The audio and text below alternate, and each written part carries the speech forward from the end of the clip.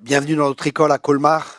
Vous avez le privilège de pouvoir participer en différé, bien sûr, mais quand même, vous pouvez avoir un aperçu de notre école Transformation. Nous sommes en train de partager sur la relation d'aide et les thèmes que nous traitons, c'est sur la mentalité, sur le renouvellement de l'intelligence et sur reconnaître les fausses croyances, les forteresses, les raisonnements, les hauteurs, tout ce qui s'oppose à la connaissance de Dieu. Et j'ai écrit 2 livres sur les pensées victorieuses, parce que c'est un thème qui est tellement important. Je vais en écrire un autre encore qui concerne aussi les pensées. Donc vous avez déjà 2 livres, et je vais prêcher une petite partie d'un de ces livres. Parce que je veux quand même que vous les achetiez, hein. Si je prêche tout, vous les achetez pas après. Donc voilà. Et oui, mon patron c'est un juif. Qu'est-ce que vous voulez? Bon, Romains 12, verset 2. Je vais lire 2 traductions. Ne vous coulez pas simplement dans le moule de tout le monde. Ne conformez pas votre vie aux principes qui régissent le siècle présent. Ne copiez pas les modes et les habitudes du jour. Laissez-vous plutôt entièrement transformer. Et là, ils disent comment? Par le renouvellement de votre mentalité. Adoptez une attitude intérieure différente. Donnez à vos pensées une nouvelle orientation afin de pouvoir discerner ce que Dieu veut de vous. Ainsi, vous serez capable de reconnaître ce qui est bon à ses yeux, ce qui lui plaît et vous conduit à une réelle maturité. Ah, il est beau ce texte. Cette traduction, j'aime bien, non? Hein, ça parle. Souvent, je lis plusieurs traductions. Je lis des fois plusieurs traductions françaises. Et j'ai une Bible qu'un ami m'a offert avant de mourir. Je pense qu'il savait qu'il allait mourir. Et il m'a offert une Bible, une épée et un bouclier aussi. Mais la Bible qu'il m'a offert, elle est particulière. Parce que quand vous l'ouvrez, vous avez 6 traductions différentes. 3 sur chaque page. C'est vraiment bien. Comme ça, quand vous lisez, vous avez 6 traductions, quoi. Et j'aime beaucoup, c'est une traduction en allemand, hein, c'est 6 traductions allemandes. Mais j'aime bien aussi une Bible que j'ai exprès acheter parce que j'aime beaucoup cette Bible. Et cette Bible, c'est traduction Le Message de Peterson, c'est en anglais. Et lui, il dit, il traduit de la manière suivante, ne devenez pas tellement bien adapté à votre culture que vous vous y intégrez sans même réfléchir. Waouh, ça parle hein, quand même. Ouais, d'une traduction à l'autre, comment ça nous parle? Vous voulez que je relise là? Ne devenez pas tellement bien adapté à votre culture que vous vous y intégrez sans même réfléchir. On s'intègre à une culture sans même y réfléchir. L'autre traduction aussi, que j'aime beaucoup, qui dit « Laissez-vous plutôt entièrement transformer » et qui nous dit comment le faire par le renouvellement de notre mentalité ou intelligence. Et le mot monde ici, il est traduit du mot grec « aion » qui a différentes significations. Dans ce verset, ce mot peut être traduit par les tentations, la somme totale des pensées, des espoirs ou des désirs. Dans le contexte de ce passage, nous pouvons donc dire que Dieu ne veut pas que nous ayons les pensées, les désirs et les espoirs de ce monde qui sont différents de nous en tant que chrétiens parce que nous avons une autre culture. Nous avons une culture, celle du royaume de Dieu, et qui dit une autre culture dit des autres valeurs. Nous avons des valeurs qui sont différentes. Le texte nous dit de ne pas couler dans le monde de tout le monde. Le monde essaye de nous faire entrer dans sa manière de penser afin que nous soyons comme lui.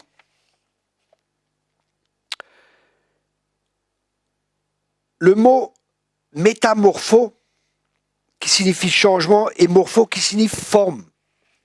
Dieu désire que nous changions de forme, que nous soyons dans notre moule au niveau de notre caractère. Et ça, dès maintenant sur cette terre. Lorsqu'une personne est remplie de la présence et de la parole de Dieu, ça se voit sur son visage. C'est cette transformation que Dieu désire pour nous. Et c'est intéressant parce que le mot transformer, c'est vraiment intéressant, a la même racine que le mot repentance. Et qu'est-ce que signifie la repentance? La repentance est en liaison avec le mot grec nous, et signifie changer d'objectif, se détourner, donner une nouvelle orientation à nos pensées. Nous signifie intelligence. La repentance est donc liée à notre intelligence. On ne pense plus selon l'ennemi en termes négatifs, mais selon Dieu, un processus de transformation est donc nécessaire. Ici, le mot repentance, il est souvent mal compris. La Bible dit que nous sommes nés d'en haut, nous sommes des nouvelles créatures. Romains 6, verset 4. Romains 6, verset 4 nous dit une réalité, mais ce n'est pas parce que c'est une réalité que forcément nous vivions dans celle-là. Comme Dieu il a dit, je vous donne le pays, ils devaient s'en emparer. Ils ne vivaient pas encore dans le pays et ils n'avaient pas encore tous les bénéfices du pays parce qu'il y a un travail qui devait être fait. Et pour nous, c'est pareil, tant que notre intelligence n'est pas renouvelée, tant que ce travail de renouvellement de l'intelligence et ce travail profond de transformation n'est pas fait, nous ne pourrons pas bénéficier de toutes les promesses de Dieu qui sont oui et amen et de tous les bénéfices de ce qui a été accompli à la croix. Bien que ça nous appartient, tu peux uniquement te saisir parce que la foi, c'est prendre, la foi, c'est s'approprier, la foi, c'est se saisir de quelque chose. Tu peux uniquement te saisir de ce que tu sais qui t'appartient. Si tu ne sais pas que ça t'appartient, tu ne vas pas te saisir. Et c'est pour ça, nous avons besoin de foi et de révélation.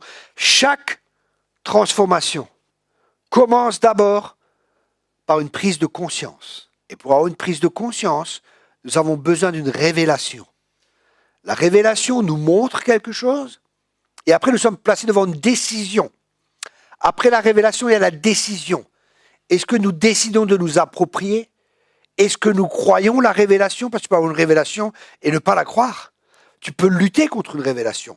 Pierre avait une révélation, mais sa tradition disait non, je n'ai jamais rien mangé d'impur, je ne peux pas faire ça. Vous vous rappelez avec les animaux, quand il était sur le toit de la maison? Et il a lutté contre. Donc nos traditions peuvent aller contre la révélation. Une manière de penser, toutes ces choses peuvent aller contre la révélation que Dieu nous donne. Ça veut dire qu'on va lutter contre l'Esprit de Dieu parce qu'il y a des choses en qui nous plaçons notre confiance, en qui nous plaçons notre foi, au lieu de placer notre foi dans la révélation, dans le Saint-Esprit. Et là, il dit, nous avons donc été ensevelis avec lui par le baptême en relation avec sa mort, afin que, comme le Christ a été ressuscité d'entre les morts par la puissance glorieuse du Père, nous aussi, nous menions une vie nouvelle. Les amis, quand vous avez été baptisés, vous avez été ensevelis, morts, et nés à une nouvelle vie. Amen. Pour que nous marchions en nouveauté de vie. Ça, c'est un fait. C'est pour ça que c'est bien de proclamer Galates 2, verset 20, ce n'est plus moi qui vis, c'est Christ qui vit en moi. Proclamez ça, croyez cela, faites-le, que le diable l'entende, que vous-même vous l'entendiez. Dites-le vous à vous-même. Ce n'est plus moi qui vis, c'est Christ qui vit en moi. Dieu désire que nous menions une vie nouvelle. Cela nécessite pour l'homme naturel un changement total de mentalité, d'attitude intérieure. C'est ce qu'exprime le mot ou le verbe métanoéo, traduit par se repentir, ou mieux, par changer radicalement. Changer radicalement. Vous vous rappelez, je ne vais pas vous rappeler, l'histoire de la personne qui conduit la voiture. Elle accepte, vous vous rappelez de cette histoire? Ceux qui étaient là? Ceux qui n'étaient pas là, vous ne vous rappelez pas? Vous étiez où au fait? Ok. Ceux qui n'étaient pas là, je vous rappelle cette histoire facile, rapidement. Une personne, alors je suis avec Jonathan par exemple, et Jonathan il me dit viens Thierry, on va à Nice, il y a le soleil, c'est bien, c'est super Nice et tout. Je fais non, moi je préfère aller à Paris, il y a des gens à sauver là-bas, à Paris. Il dit non, viens, on va au soleil. Je dis non, t'es charnel, on va là-bas. Et à force de persuasion, je dis ok, c'est moi qui conduis. Je dis ouais, viens, ok, on va à Nice. Mais je continue à la direction de Paris. Qu'est-ce qui se passe? J'ai changé ma manière de penser, mais je n'ai pas changé de direction. Et ça, c'est la différence. La vraie repentance, c'est changer de pensée qui est suivie d'actions qui sont liées à ces pensées. Vous savez, c'est ce que je veux partager? Ok. C'est pas juste changer de pensée, parce qu'il y a des gens qui changent de pensée, mais c'est pas ça qui change leur action.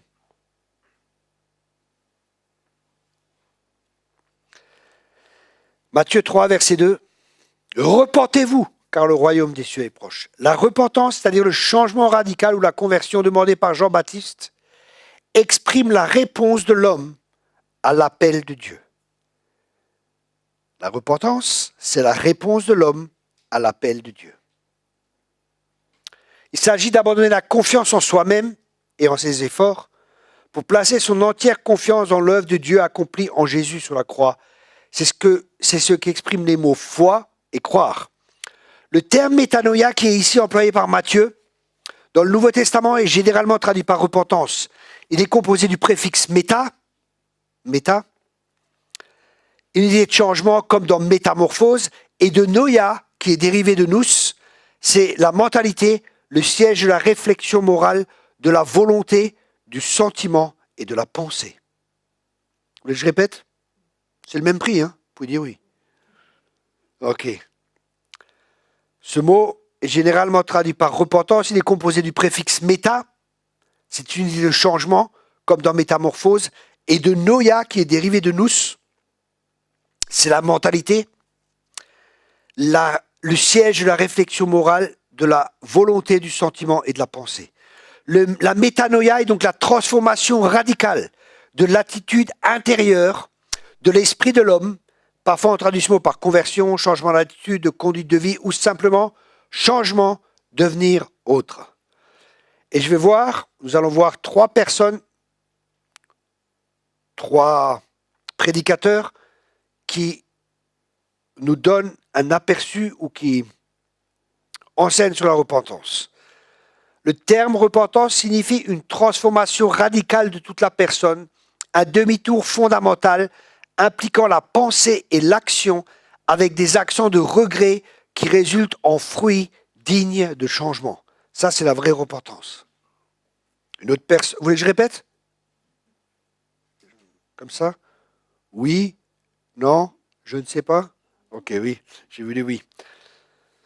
Le terme repentance signifie une transformation radicale de toute la personne, un demi-tour fondamental impliquant la pensée et l'action, avec des accents de regret qui résultent en fruits dignes du changement. Vous voyez, du regret. Pas le regret d'avoir été pris, pas le regret d'avoir été dévoilé, ou ou du remords. Il peut y avoir du remords dans la repentance, mais par exemple, Judas, il a eu des remords, mais il ne s'est pas repenti. Il s'est pendu, mais pas repenti. Et se pendre, c'est pas se rependre, hein. C'est pas pareil. C'est pas se repentir. Il s'est pendu.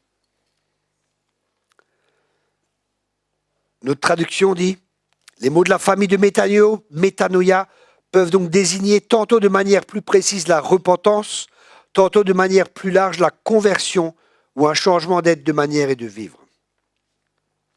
Et là, il y a un juif qui parle, il dit, dans le monde juif, la repentance ne signifiait pas simplement un changement d'esprit, ce que le terme grec signifie dans d'autres contextes, mais un changement de vie, de direction de vie. Auparavant, la personne ne vivait pas conformément aux voies de Dieu, conçue comme une direction dans laquelle aller ou une route sur laquelle marcher, mais à présent, elle a changé de direction et elle va dans la bonne voie.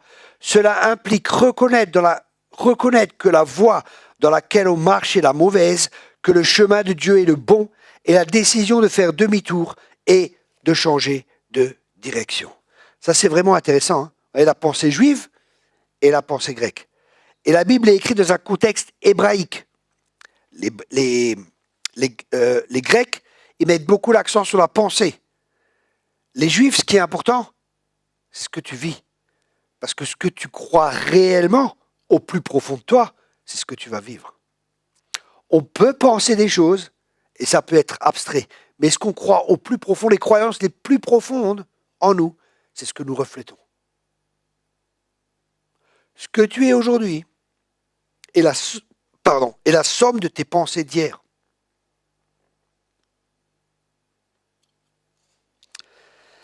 La vraie repentance à laquelle Jésus nous appelle est donc un changement de direction, de valeur, de maître, de mentalité. Et ça se passe à l'intérieur de notre être et ça se voit après à l'extérieur.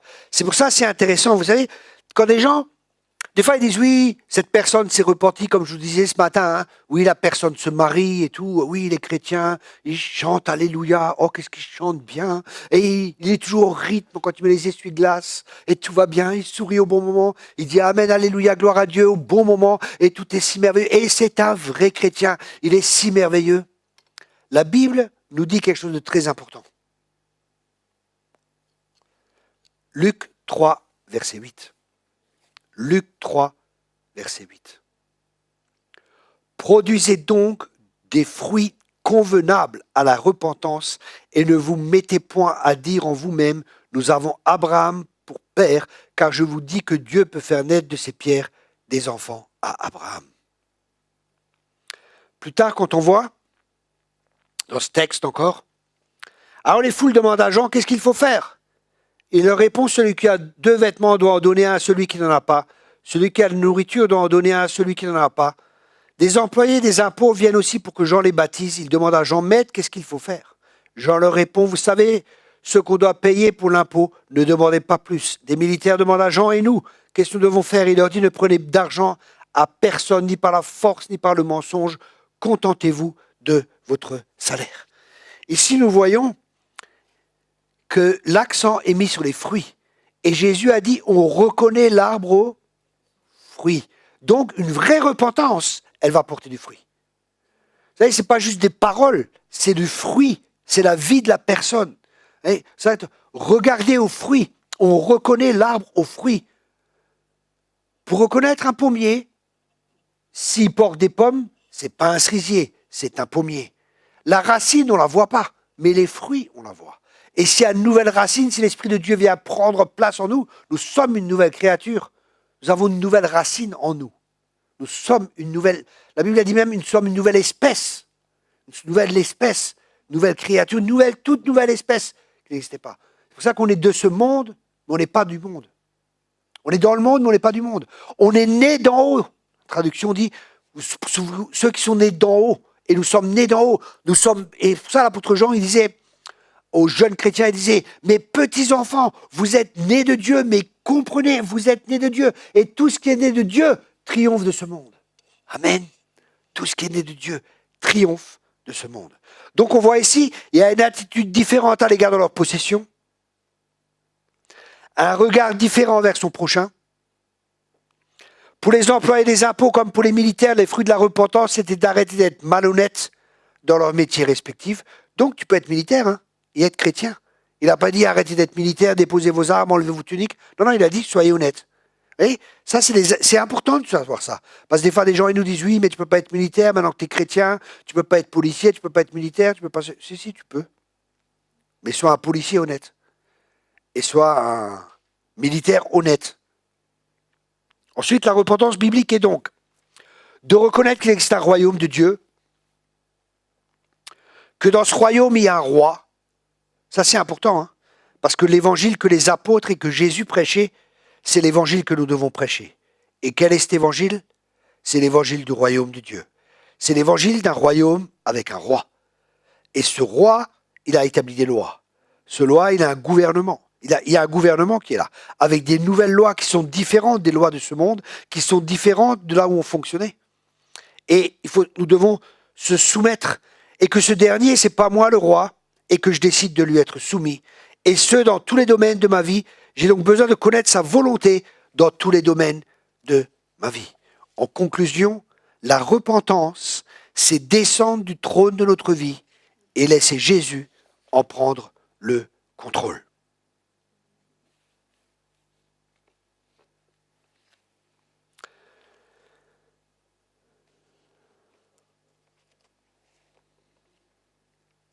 Le mot transformé, que j'ai partagé avec vous, il apparaît 3 fois dans le Nouveau Testament. Matthieu 17, verset 2. Dans Matthieu 17, verset 2. Il fut transfiguré devant eux, son visage se mit à resplendir comme le soleil. Ses vêtements prirent une blancheur éclatante, aussi éblouissante que la lumière. Ici, transfiguré, c'est le même mot qui est utilisé pour repentance. Ensuite, transformé, pardon. Dans 2 Corinthiens 3, verset 18, 2 Corinthiens 3, verset 18, « Et nous tous qui le visage découvert, contemplons comme dans un miroir la gloire du Seigneur, nous sommes transformés en son image dans une gloire dont l'éclat ne cesse de grandir. C'est là l'œuvre du Seigneur, c'est-à-dire de l'Esprit. » Et là, c'est le même mot qui est utilisé dans Romains 12, au verset 2 aussi. Et elle nous donne une nouvelle manière d'aborder toute la vie avec de nouvelles valeurs. Et qu'est-ce qui se passe? C'est une révolution intérieure qui se produit. La repentance, c'est notre intérieur qui est transformé. Et la repentance est un don qui permet la restauration. Et la restauration de quoi? La restauration de l'image de Dieu en nous. Nous avons été créés à l'image de Dieu. À travers la chute, cette image, qui peut aussi être traduite par l'identité, a été détruite. Et là, c'est un travail que Dieu veut faire. C'est la restauration de notre identité de fils de Dieu. C'est pour ça que c'est important de connaître notre identité. Parce qu'en connaissant la vérité, les mensonges vont tomber. Je suis pécheur. Non, tu es juste. Dieu te déclare juste. Tu étais pécheur avant ta conversion. Mais en acceptant Jésus, tu es devenu justice de Dieu. Tu n'es plus pécheur. Tu es juste. Et ça, c'est un combat. Un jour, je parlais avec un pasteur, je dis, mais je n'avais pas compris ce message de la justice. J'étais avec lui, je dis, mais on est juste sur les pécheurs. Il me dit, bah, quand tu pêches, tu es pécheur, et quand tu fais des choses justes, tu es juste. Je dis, ah bon, d'accord. Mais si ça, c'était juste, les pécheurs, ils seraient justes aussi. Quand les pécheurs, ceux qui n'ont pas Jésus, ils seraient justes aussi. Non, notre justice, elle vient de Dieu. C'est un don. Le don de la justice, c'est un cadeau. Et ça, il faut s'approprier de cela. Mais pour s'approprier, prendre ce don de la justice, se voir juste, se déclarer juste, c'est un don. Et c'est par la foi que l'on est juste. La foi dans son œuvre, pas dans nos œuvres. Vous voyez, comme il m'expliquait, c'était de la religiosité, c'est sur mes œuvres. Si je fais ça, si je fais ça, si je fais ça, je serai juste devant Dieu. Tu n'es pas juste parce que tu fais, tu es juste parce que tu crois. C'est pas pareil. C'est la foi qui nous permet de devenir ce que nous ne pouvons pas devenir par nos propres efforts. Nous pouvons le devenir par la foi. Ce que nous ne pouvons pas obtenir par notre propre force, par notre propre intelligence, par nos propres efforts, nous pouvons l'avoir par la foi. Et ça, c'est pareil par la foi. Nous sommes transformés par la foi. Je suis une créature merveilleuse. Amen. Vous voyez comme je suis transformé? C'est ainsi qu'on est changé. En proclamant, en croyant, en confessant de la bouche. C'est pour ça que c'est tellement important. La repentance est un changement dans la façon de penser qui conduit à un changement de nos actions. On ne fait pas seulement une fois, ça doit être un style de vie. C'est un style de vie. Elle nous donne une nouvelle manière d'aborder toute la vie avec de nouvelles valeurs. C'est une révolution intérieure qui prend place. La repentance, c'est aussi prendre nos responsabilités face au péché. Rappelez-vous ce matin la mentalité de victime, non, non. Soyons responsables de notre vie. Nous sommes responsables. Et Dieu nous tient responsables. La vraie repentance nous permet d'entrer en relation avec Dieu et d'être en contact avec sa grâce qui amène un vrai changement. On a besoin de la grâce de Dieu aussi, et sa grâce est là. Amen. Et sa grâce, disait l'apôtre Paul, elle n'a pas été vaine. La grâce de Dieu est là pour chacun de nous. Qu'est-ce que c'est que la grâce? La grâce, ce sont les capacités que Dieu met à notre disposition. La grâce, ce sont les capacités de Dieu qu'il met à notre disposition pour que nous puissions vivre la vie qu'il nous demande de vivre. Et c'est la grâce de Dieu qui affermit nos cœurs. C'est la grâce qui va amener un changement. Il y a tellement de choses qui sont là sur la grâce. La grâce est tellement importante. La grâce, elle est importante. Mais elle n'est pas pour tout le monde. Elle n'est pas pour tout le monde, la grâce. La grâce, elle est pour les personnes humbles. Pour les personnes qui savent qu'ils ne peuvent pas par leur propre force, par leur propre capacité. Dieu fait grâce aux humbles et il résiste aux orgueilleux. Je vais changer moi-même, je vais me transformer moi-même, je vais faire moi-même, je vais faire ceci, je vais faire cela, je vais faire cela. Et la Bible, elle dit, est-ce qu'un léopard peut-il ôter ses taches? Non, il ne peut pas. Et ainsi, un homme, il ne peut pas changer lui-même. C'est pour ça qu'on a besoin de la parole de Dieu, on a besoin du Saint-Esprit, on a besoin du Père, on a besoin du Fils, on a besoin de sa grâce, on a besoin de sa bonté qui va nous pousser à la repentance. Amen, sa bonté qui nous pousse à la repentance.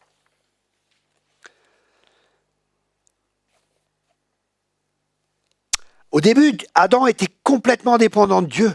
Toutes les informations, toute son intelligence, toute sa connaissance, toute sa sagesse, tout venait directement de Dieu.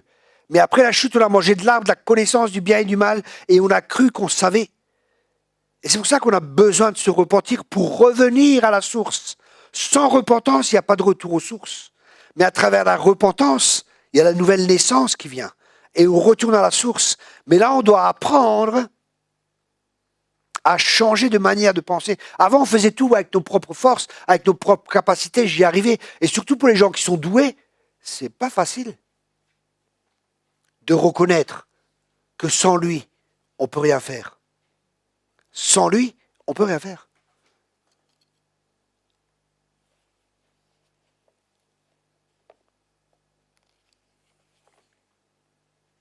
Dieu est la source, nous dépendons de lui. Dieu est le créateur, ça c'est l'ordre de Dieu. Hein. Dieu est le créateur, nous sommes la création. Cela signifie que nous sommes dépendants et que nous ne pouvons vivre sans lui. Tu as été créé pour vivre avec Dieu, comme le poisson a été créé pour vivre dans l'eau. Tu as été créé pour vivre dans la gloire de Dieu. C'est pour ça qu'on a été séparés de la gloire de Dieu. Mais en Christ, on est nouveau dans la gloire de Dieu et on va de Amen, de gloire en gloire. C'est intéressant. Parce que le point de départ de ta vie quand tu deviens chrétien, c'est quoi? C'est la gloire. Et tu vas de gloire en gloire. C'est pas de défaite en défaite, c'est de gloire en gloire. Le point de départ de ta vie quand tu deviens chrétien, c'est la gloire. Waouh! C'est fort ça, non? Non, c'est magnifique. Ensuite, Dieu contrôle l'univers. Nous devons avoir le contrôle de notre personne. Dieu est le juge de la vie. Nous expérimentons la vie. Dieu établit les lois et nous obéissons à ces lois. Mais à la chute, tout a été inversé et ce fut le désordre. Nous sommes devenus la source. De ce fait, nous dépendons de nous-mêmes. L'homme peut vivre sans Dieu. Tu n'as pas besoin de Dieu. De toute façon, Dieu n'existe pas. Hein? Nous sommes le Créateur. Nous existons pour nous-mêmes. Nous contrôlons l'univers. Nous essayons de contrôler les autres. Bah, si tu fais comme ça, c'est comme ça. Ou si tu fais comme ça, contrôle, manipulation, tout ça. Tout ça, c'est venu à travers la chute. À travers la chute, Adam, il n'a pas pris sa responsabilité. Il n'a pas dit, c'est vrai, Seigneur, je suis responsable. Il a dit, c'est la faute à la femme que tu m'as donnée. En fin de compte, il disait, Dieu, c'est de ta faute. Tu ne m'aurais pas donné cette femme, je n'aurais pas tous ces problèmes. Hein? On est d'accord, les gars? Il y en a, il n'ose pas, il n'est pas encore marié. Mais vous voyez les pensées qu'on peut avoir. Bon, au début, quand je me suis marié, j'avais des problèmes dans le couple. Et je lui ai déjà raconté, je suis allé à Dieu, je dis, Seigneur, mais c'est quoi la femme que tu m'as donnée? Elle a plein de problèmes. Et Dieu, comme d'habitude, vous savez, Dieu, il n'est pas... Là, des fois, Dieu s'imagine, les gens s'imaginent que Dieu, c'est un politicien. Vous savez, mes bien-aimés. Non, non. Dieu, il m'a dit, le problème, c'est toi. Il m'a pas dit, tu sais, Thierry, je voudrais dire quelque chose, mais ça pourrait te choquer, je ne vais pas te le dire. Donc, comment je vais te dire ça? Je ne vais peut-être pas te le dire, je vais t'envoyer quelqu'un qui va te le... Non, non, non, Dieu, il dit quelque chose à dire, il te le dit, quoi. Et c'est moi, j'aime bien comme ça. Tu sais où t'en es. Et il me dit, Thierry, le problème, c'est toi. J'ai fait, ok, je ne savais pas. Merci de me l'informer. Et souvent, on croit que c'est l'autre le problème. Ça va? C'est pas l'autre. Et on veut que l'autre change. Mais je me suis rendu compte, quand Dieu change, ma femme change. C'est vrai? Mais c'est vrai. L'autre change souvent quand nous on change. Mais ça ne veut pas dire qu'il faut attendre que l'autre change pour que tu changes. Hein. Tu peux changer avant pour que lui change aussi.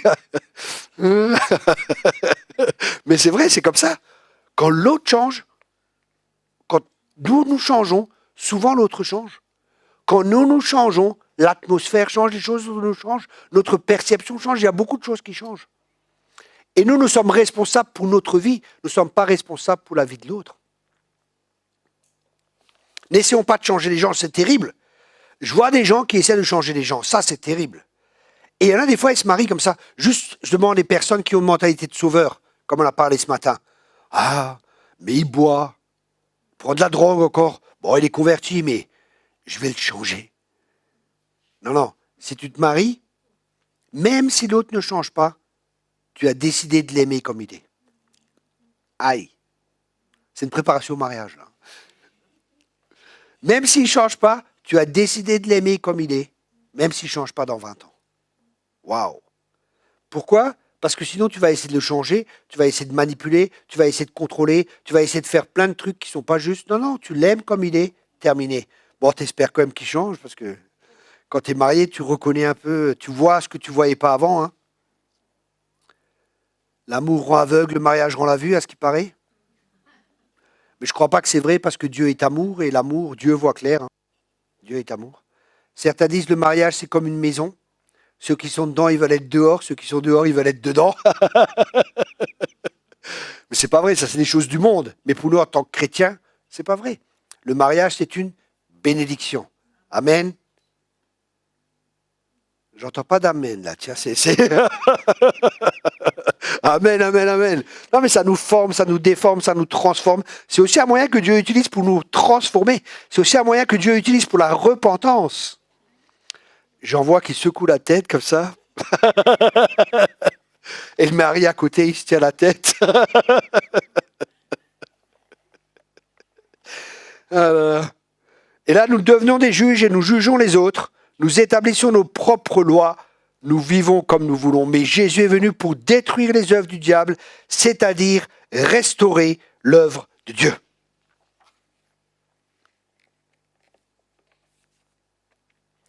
Vous savez, David, j'aime beaucoup David, il dit dans le psaume 139, 23, verset 24, « Sonde-moi, ô Dieu, pénètre mon cœur, examine-moi et pénètre les pensées qui me bouleversent, considère si je suis sur le chemin du mal et dirige-moi sur la voie de l'éternité. » Vous voyez, ici on voit que David, il avait compris quelque chose d'important. La Bible, elle dit, une voie paraît droite à l'homme, mais en fin de compte, elle peut être fausse. Et David avait appris à plus faire confiance. Il disait, Dieu, c'est toi. Sonde mon cœur, sonde mes reins, éprouve-moi et montre-moi si je suis sur une mauvaise voie. Parce que nous, des fois, on peut croire qu'on est juste. On peut penser qu'on est sur une bonne voie. Parce que le cœur est tortueux plus que toute chose.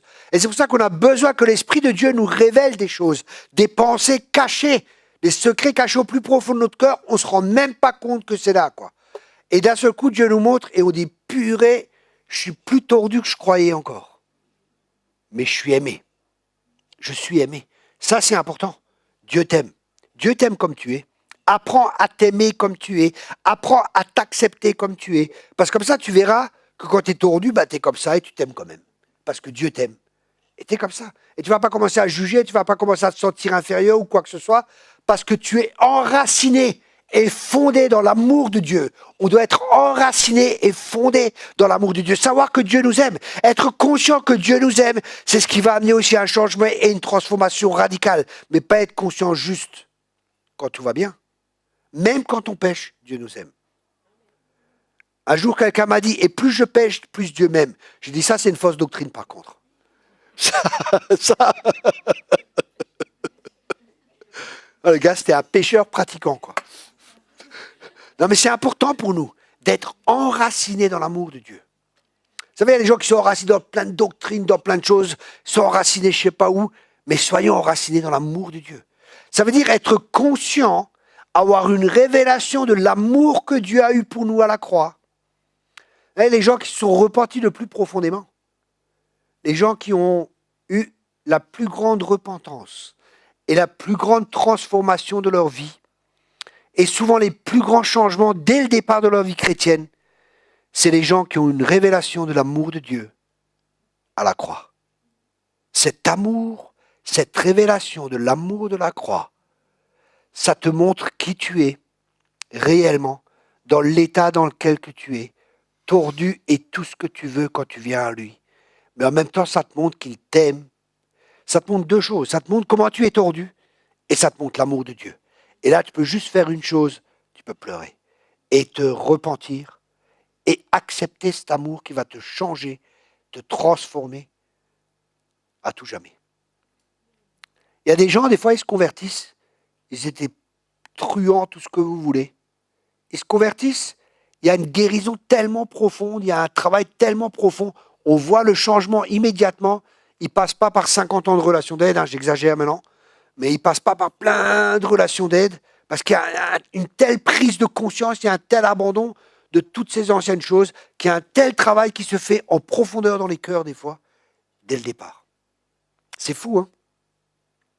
Et je crois que c'est lié à la révélation de l'amour de Dieu, la révélation de la croix. C'est puissant la croix. C'est la puissance de Dieu pour ceux qui croient. Mais c'est une folie pour ceux qui périssent. Et la croix, c'est important. La croix, c'est aussi un élément essentiel dans notre transformation. En fin de compte, il y a deux croix. Il y a deux croix dans la parole de Dieu. Je suis en train d'écrire là-dessus aussi, hein. Et ça, c'est vraiment, j'étais en train d'étudier ça cette semaine, et vraiment, ça m'a parlé. Les deux croix. Je dis, waouh! Il y a la croix où Jésus est mort, où tout a été accompli, mais il y a une autre croix, c'est la tienne et la mienne. Il a dit que celui qui veuille me suivre, prenne sa croix et me suive. Et là, des fois, il y a des mauvaises interprétations. La croix, c'est une maladie. La croix, c'est ceci, non, non. N'acceptez pas ou ne portez pas ce que Jésus a porté pour vous à la croix. Jésus a porté les maladies pour que nous n'ayons pas à les porter. Jésus a été fait malédiction, pas pour que nous soyons bénédiction. Jésus a été séparé du Père pour que nous puissions être en relation avec le Père. Jésus s'est fait pauvre pour que nous soyons enrichis. Jésus a porté les maladies pour que nous soyons encore plus malades. Non, pour que nous soyons guéris. Mais vous voyez, dans le livre que j'ai écrit actuellement, je parle beaucoup des fausses croyances. Et je parle notamment, j'ai écrit pas mal, sur les fausses croyances qui proviennent de fausses doctrines ou de faux enseignements. La Bible parle d'enseignements de démons. Et justement dans ce domaine de la croix, oh, je porte ma croix. Ah bon, qu'est-ce que t'as, frère? Ben, maladie? Non, c'est pas ta croix. Oui, mais l'écharpe dans la chair de Paul, c'est quoi? Très bonne question. Quand on étudie et qu'on voit le contexte, c'était les persécutions que Paul subissait. Ce n'était pas une maladie. Paul était persécuté partout où il allait, dans chaque ville, il était persécuté. Partout où il allait. Et ça, c'était l'écharpe qui est dans sa chair. Partout où il était persécuté. Et le mot, je crois que c'est ça, quoi, c'est pas le mot chair, mais c'est le mot chair. C'est pas sa chair physique, c'est la chair dont il parle dans la traduction quand on étudie ça. Bon, ça sera plus tard quand je vais enseigner sur la guérison. Mais Dieu ne veut pas que tu portes des maladies. Tu n'as pas porté ce que Jésus a porté à la croix. Mais vous voyez comment l'ennemi sait très bien que Proverbe 23, verset 7, que l'homme est tel que sont les pensées de son cœur. Qu'est-ce qu'il va faire? Il va nous attaquer où? Dans les pensées. Parce que s'il arrive à te faire croire que ses pensées sont la vérité, alors que si c'est les mensonges, il t'aura séduit. La séduction, c'est croire qu'un mensonge est la vérité. La séduction, c'est vivre dans un mensonge tout en croyant que c'est la vérité. Ça, c'est la séduction. Et un chrétien peut être séduit. Il nous dit, ne soyez pas séduits. Plusieurs fois, Paul nous exhorte à ça. Je vais faire un chapitre de ça aussi. Je n'ai pas encore commencé. Mais j'ai parlé de la séduction sur Internet. Vous avez un message gratuit, c'est pas cher, profitez-en. Sur YouTube, vous avez un de mes messages sur la séduction où j'enseigne qu'un chrétien peut être séduit. Et j'enseigne quand un chrétien est déjà séduit. Parce qu'il y a des chrétiens qui sont déjà séduits, sans se rendre compte. Quand tu vis dans le péché et que tu crois que ça n'a pas de conséquences, tu es séduit. Qu'on ne s'y trompe pas, ce qu'un homme sème, c'est ce qu'il récolte. Vous voyez? Il y a beaucoup d'exemples comme ça. Mais j'en parle sur Internet, profitez-en, regardez, c'est gratuit. Hein. Et quand c'est gratuit, c'est vraiment pas cher, alors profitez-en. C'est comme Moïse, quand il est arrivé vers Dieu, Dieu lui a dit, je vais te donner la table de la loi. Il a dit, ça coûte combien? Dieu lui a dit, c'est gratuit. Moïse lui a dit, j'en prends 2. Et voilà, il y avait 2 tables de la loi.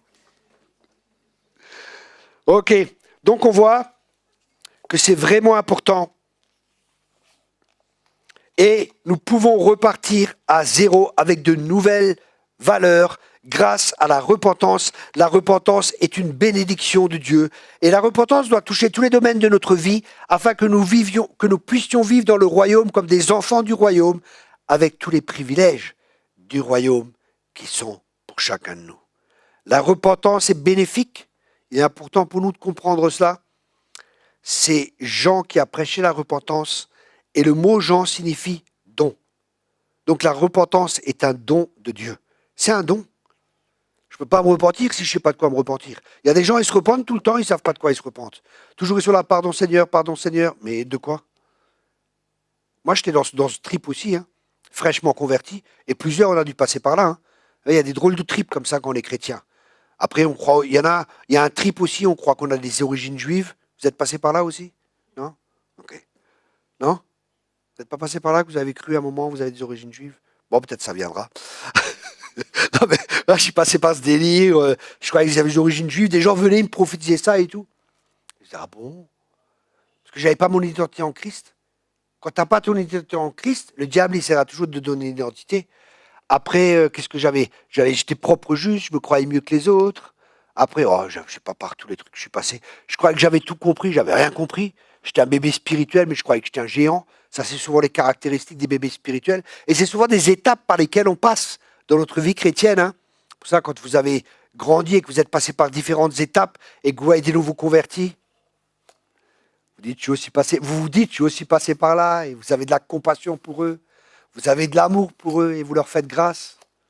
Ou alors ceux qui veulent toujours vous enseigner, j'étais comme ça aussi, hein. Je voulais toujours enseigner tout le monde, mais j'avais rien compris. Mais je croyais que j'avais compris. Mais la preuve que j'avais pas compris, c'est que je croyais que j'avais tout compris, alors que j'avais rien compris. Parce que plus je comprends, et moi je comprends que je comprends.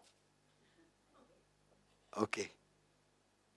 Donc vous voyez l'importance du renouvellement de l'intelligence. Dans le prochain message, nous allons voir comment, une fois qu'on a découvert un mensonge, comment abattre cette forteresse et en construire une nouvelle pour marcher dans la liberté glorieuse des enfants de Dieu. Donc on va être très pratique dans le prochain message. Je vais vous montrer comment pratiquement démanteler, détruire une forteresse, une fausse croyance que nous avons, dans laquelle nous vivons, hein, et comment construire une nouvelle croyance pour marcher dans la liberté glorieuse des enfants